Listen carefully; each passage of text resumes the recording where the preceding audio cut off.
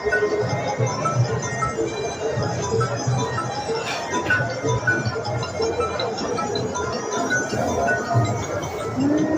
भी कितना आएगा। हाँ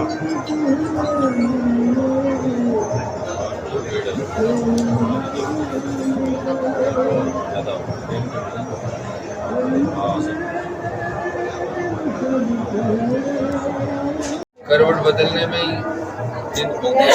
ये था पहले तो कि रात में एक तो सीधा सोना पड़ता था, फिर करवट फिर 1 करोड़ चल लेना पड़ता था। वो सब पहले करते थे। भाई ये अगर ऐसा मन करो तो फिर घर से आओ ही नहीं, उल्टा पाप और आवे। तो ध्यान तो सुनो, जब अठे आया तो मन मिला, है ना? समझो बात समझो क्या? ये जो था निकल गया, कट गया। नहीं हम तो वहाँ जाके बोले, सुनो वहाँ जाके हम तो बड़े परेशान, हम तो बड़े दुख। ये क्या है, पूरी खत्म हो जाती है। जो अपनी कमाई है ना पूरी खत्म हो जाती है। यहाँ तो बढ़िया, जितना तकलीफ उठाया, अरे बड़ा आनंद आया जी, अरे बड़ा यही यहाँ बोलो, ऐसे ही बोलो। तकलीफ नहीं होती, एक जन क्या क्या कटते हैं पाप अपने जने कितने जन्मों के। सही में मन मिले तो भाई मेला कीजिए। कुंभ मेला है, कोई भी मेला है, अगर मन अगर आ इसमें मिला के और अच्छा खुश होकर मन से करो तो वो तुम्हारा पुण्य है। वो चित्त मिले तो चेला, हमारो प्रेमी तो चित्त मिले तो चेला है, नहीं तो साधु भला अकेला। और ये सब नहीं मिल रहा तो घर में रहो। सीधी सी बात है। कृष्ण अच्छा मानो, दुख को सुख मानो, थकावट को ही आराम मानो, भूख को तपस्या मानो, जगने को आप जोग मानो। नहीं सच कह रहा हूँ मैं। 5-7 दिन देखो क्या फायदा मिलेगा। पूरा पुण्य मिलेगा, पूरा 100% पुण्य मिलता है। ऐसा बता रहा हूँ, ये बात अगर समझ में जाए ना तो ये मान के चलो 100% पुण्य मिलेगा। और ये भी कोई बात नहीं, मूड लगा के इधर ठीक है ट्रीटमेंट कर यहाँ करके तो परसेंटेज में घटता जाएगा। तो पता कुंभ में गए आके अगर कंप्लेन करेंगे तो परसेंटेज में घट जाएगा। कितना था परसेंटेज मिला, पुण्य कितना मिला? तो 20%, 30%, 40%, 50%। ये परसेंटेज लेवल में लोग लेते हैं। 100% वाले बहुत कम होते हैं जिसको पूरा 100% कुंभ का फायदा होता है। 100% कुंभ का फायदा बताऊं मैं। एक कल्प कितने का होता है पहले इसको समझो। 4,32,000 ये होता है कलयुग। इससे डबल होगा क्या? त्रेता। इससे डबल होगा द्वापर, द्वापर से डबल होगा त्रेता, त्रेता से डबल होगा क्या? सतयुग। और इतने युग जो है 10,000 बार, 10,000 वर्ष निकले तब एक कल्प होता है। और यहाँ ये रुकने का कल्पवास बराबर पुण्य होता है, खाली रुकने का। नहीं समझे बात? फिर से गणित करो। 4,32,000 वर्ष किसके हैं? कलयुग के। इससे डबल करो द्वापर के, द्वापर से डबल करो त्रेता के, त्रेता से डबल करो सतयुग के। ये चारों युग हो गए। तो चारों युग 10,000, एक बार नहीं 10,000 बार, चारों युग 10,000 बार घूमे तब एक कल्प हो गए। वो एक कल्प का पुण्य यहाँ 1 महीना रुकने में मिल जाता है। एक कल्प का, अब बात तो समझो। एक कल्प का पुण्य 1 महीना रुकने में बिताया, केवल बस मन बना के। अगर 100% रुक लेना तो एक मतलब इतना एक कल्प का, 1 महीने में 1 कल्प का लाभ मामूली बात है। 1 महीने में इतने जन्म ले लो तो भी नहीं।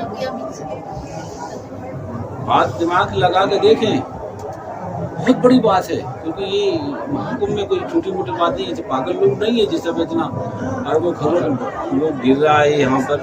अरे ऐसी थोड़ी है। बड़े साहब बड़े जाने कौन कौन सी मूर्ति कैसे भाव आई। और ये सब ये जल के नारे बैठे। एक रईस को सुन, एक रईस की बात और ध्यान से सुनना। घर में बैठे हैं आप, ध्यान से सुनना। इसलिए कह रहा हूँ कि मन इधर उधर मत कर देना, नहीं मोबाइल में मन चला जाएगा तो बात निकल जाएगी। क्या है,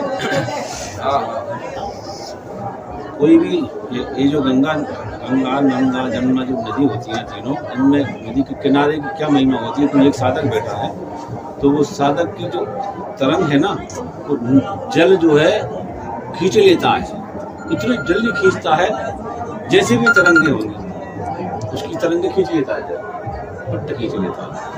तो अब यहाँ इतने भक्त हैं आसपास बसे हैं, तपस्वी महात्मा, इनकी सारी तरंगे ये सब यहाँ गंगा जमुना ने प्रयागराज में तरंग खींच ली।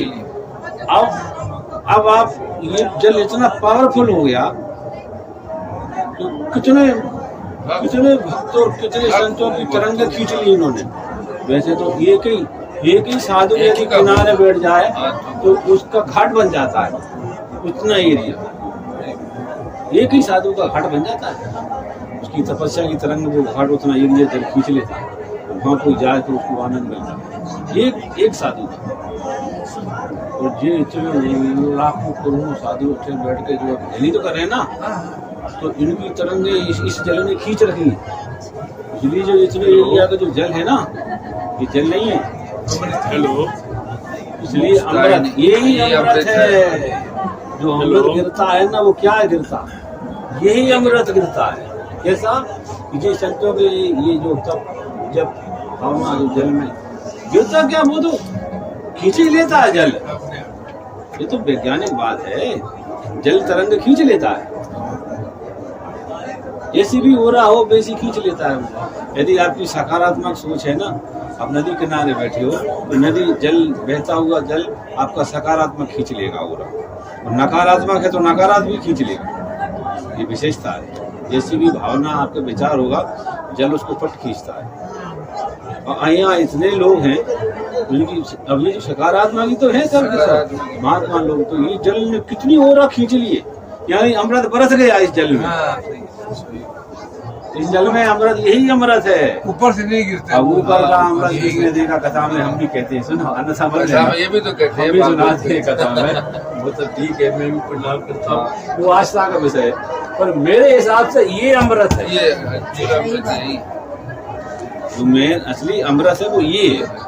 आ बैठा तो बीच में नदी बही, तो वो ये क्या नदी तो साक्षात साक्षात ही है ना भाई, वो निराकार भगवान है। हाँ, निराकार, एक तो निराकार भगवान होता है, एक साकार होता है, पर ये निराकार नीर माना जल भगवान ही जल बन के बहता है। और इतने पर इतने संतों की तरंगे खींच रखी है, ये तरंगे ही अमृत है। तो ये इतना एरिया में जितने में ये सब है ना, तो ये अमृत से भरा हुआ जल है, ये अमृत से भरा हुआ जल है। और यही अमृत की बूंदें गिर रही हैं यहाँ पर, इसलिए यहाँ डुबकी का कुछ नहीं करना, केवल डुबकी करना है।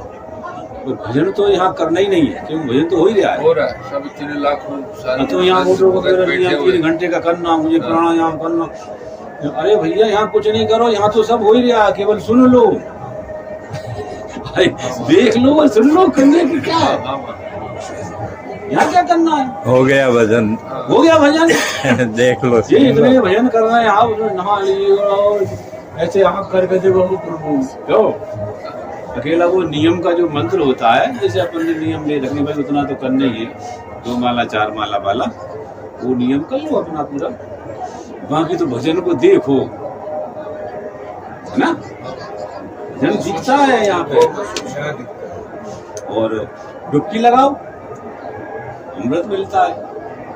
अरे काक वहाँ पिक बकऊ मराला, इसे लिखा है मंजन फल पेखी तत्काला, तत्काल लाभ मिलेगा स्नान का। काक वहाँ पिक, जो कौए की तरह आवाज काँव करते हैं, वो कोयल की तरह हो जाएंगे आवाज। और फिर बकऊ मराला, जो बक माने जो बोगले होते हैं ना, जो मछली खाने वाले, वो हंस बन जाएंगे तुरंत ही। मंजन फल पेखिए तत्काला, तत्काल लिखा है तुरंत, मेरे घर की बात नहीं कह रहा हूँ। मंजन फल पेखिए तत्काला, काक होए पिक, पिक माने काक माने कहोगे, पिक माने कोयल, तो कोयल बन जाएगा। काक होए पिक, बकऊ मराला, बक माने ये बोगला, हंस बन जाएगा। परंतु मन मिले तो मेला कीजिए, ये 100% मिले तब है, कितना मिले? बैठ आ जाओ। जाइए कितना मिले? 100%। अब आज रोकी 10% मिला, क्यों? अरे मैं तो बड़ा चलते, अरे हमारा तो बात थोड़ी फूट गया, मैं यहाँ मन दूंगा उसको। आप मान के निंदा कर दिया आपने, निंदा नहीं हुई है।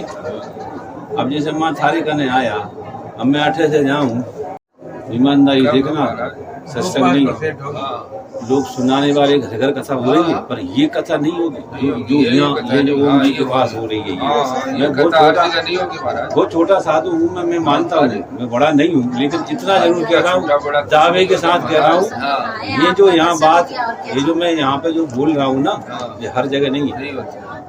ये सत्संग हर जगह नहीं होने को तमाम हो रहा, पर ऐसे हो जाए तो लोगों की भावना ही बन जाए और 1 महीने में कायाकल्प हो जाए, वो सारे दुख झंझट खत्म ही हो जाए। और आदमी यहाँ से जाने के बाद,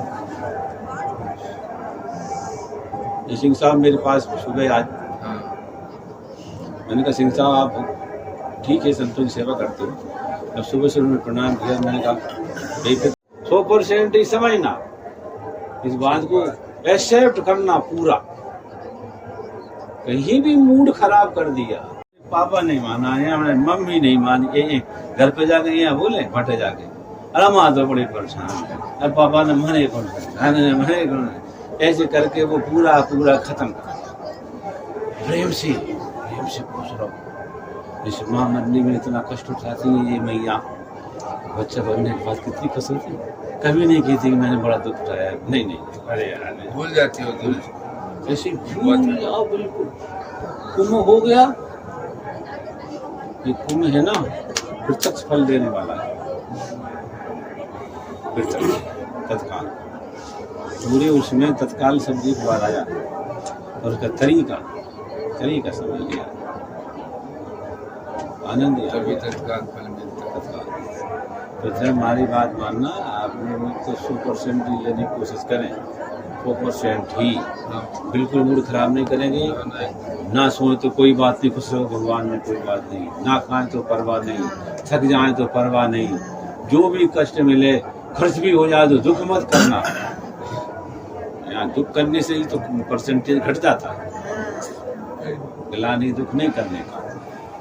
खुश रहो मास्टर के साथ, प्रभु ने मेरे को कृपा कर दी, आपको मैं इतने महात्माओं के बीच में मैं हूँ, भाई त्रिवेणी में प्रयागराज किया, क्या आनंद है। मेरे पूर्वजों का भी कल्याण हो गया, मेरा तो क्या, अब मेरे को जो याद कर रहे होंगे उनका भी सदगति हो जाएगी। ऐसी भावना से बढ़िया 2 दिन 4 दिन 10 दिन जितना रहना है तो रहो।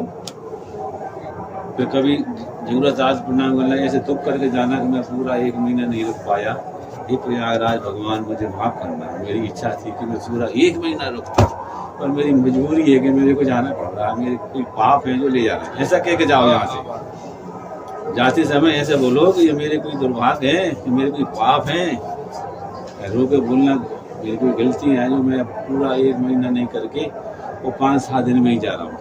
मैं ऐसे कह के जाऊँगा यहाँ से, मेरे कोई पाप है बाकी में जो मुझे यहाँ से ले जा रहा है। सच्चाई तो जैसे कि मुझे डूबना चाहिए, क्यों? वही वाली बात है, मैं मेरी ओरिजिनल कमाई, बाकी तो सब कमाई इधर उधर हो जाएगी, लेकिन तूने जो कमाया वो दूसरा ही खाएगा, तो खाली हाथ आया खाली हाथ जाएगा। सही बात है कि नहीं? तो ये मेरी कमाई ऐसी है कि सिर्फ मेरे पास ही आए, किसी की ताकत नहीं कि इसको पटा ले, है ना? ऐसी अच्छी भावना से प्रेम से। और स्नान का भी ऐसी कोई बात नहीं है, आप यहाँ हो तो ये सारा जल बोलिए, जो टूटी पे जो जल निकल रहा है ना वो संगम का, ये याद रखना, जो नल से निकल रहा है ना, नल से भी ये संगम का ही जल है। तो यहाँ भी गर्म करके नहा लोगे तो वही तरंगे हैं इसमें भी। ये दिमाग से गलतफहमी निकाल देना। कईयों के मन में क्या रहता है, वही पांड पे नहाऊं तब संगम मानूं। अरे पागल यार, तो ये संगम कितना बड़ा क्षेत्र होता है। संगम यहाँ ने जब 3 नदियाँ मिली है तो ये पूरा क्षेत्र संगम ही तो है। ये आप एक बात बताना, जमुना बह रही है, उसमें 1 बूंद मैंने गंगा मिला दी, तो जितनी गंगा है उसमें वो 1 बूंद गंगा वो भी पूरे में फैलेगी नहीं। भाई जल तो विलय है, जल तो जल में विलय होता है, एक बूंद आप समुद्र में डाल लो तो बूंद समुद्र बन जाती है, जहाँ भी जल है वो पहुंच जाता है। जमुना में थोड़ा भी गंगा, पूरी गंगा पूरी जमुना तो जिधर जो बह रही है वो पूरा संगम जल है, पूरा संगम। अब वो वहां से लाइन ला के यहाँ भी निकाल दिया तो ये भी संगम का ही है, टोटी से जो आप निकाल रहे संगम का ही है। और इसको गर्म करके नहा रहे तो भी संगम से ही नहा रहे, ये भावना रखो।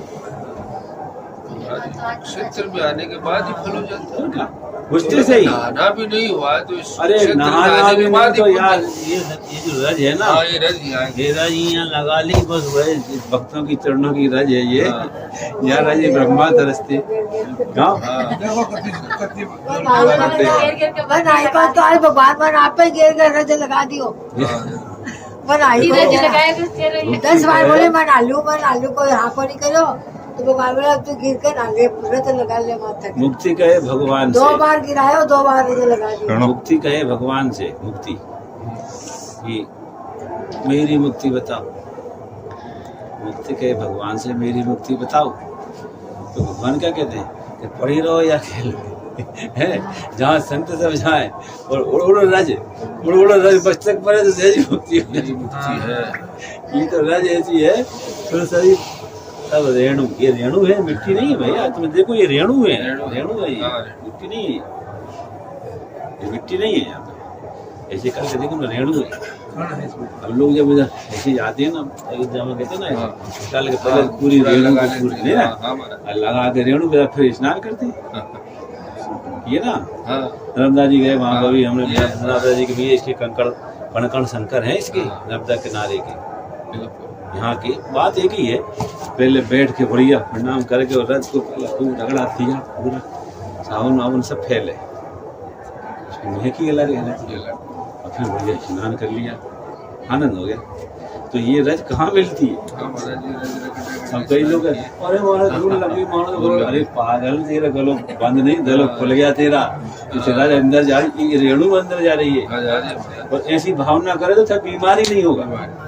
बीमार का होता अरे डस्ट ऐसे करके नाक सिकुड़ दे, अरे डस्ट मत बोलो इससे भैया, भक्तों की चरणों की रज है, इसको डस्ट कहते हो। कल को तुम भगवान की चरणों की रज को भी डस्ट बोलोगे, गुरु की चरणों की रज को भी डस्ट बोलोगे, क्यों आप बताओ? गुरु के चरणों के नीचे की धूल को डस्ट बोलोगे? MBBS वाले करते हैं डस्ट डस्ट डस्ट, अरे सारा पुण्य खत्म कर दिया। क्या डस्ट होती है यार? गुरु के चरणों की धूल है, डस्ट होती है क्या? परमात्मा भी उसके लिए भावना से करो तो कुछ नहीं है, और डस्ट है तो फिर वो ऐसी डस्ट है बेटा, अगर बीमारी होगी नहीं तक आओगे तो फिर उसके अपमान हो गया। ये चंदन लगाते हैं क्या है? गोपियों के चरणों की रज है जो हमने लगा रहे, ऋषि मुनि लगा रहे हैं, आपने मत से लगा रहे हैं। क्या है जी? चंदन वो चरणों की रज है, धूली तो पत्ते भी लगा रहे हैं। अब ये धूल यही है उड़ के लग रही है तो अपन इसको डस्ट क्यों माने? प्योर चीज है। और यदि अंदर जा रही है तो खुश हो जाओ, तो मेरा तो पेट भर गया भक्तों की रज से। क्या अपने आप मस्तक पे लग रही है, अपने आप मस्तक पे लग रही है। भाव बस भगवान, मैं कह रहा हूँ इस तरह से कोई यदि भावना बना के आनंद लेना, मन खराब ना करे, मन खराब ना करे। फिर देखिए 1 महीना में तो काया कल्प ही हो जाए, पूरा परिवर्तित हो जाए इंसान 100%। सियावर रामचंद्र की जय।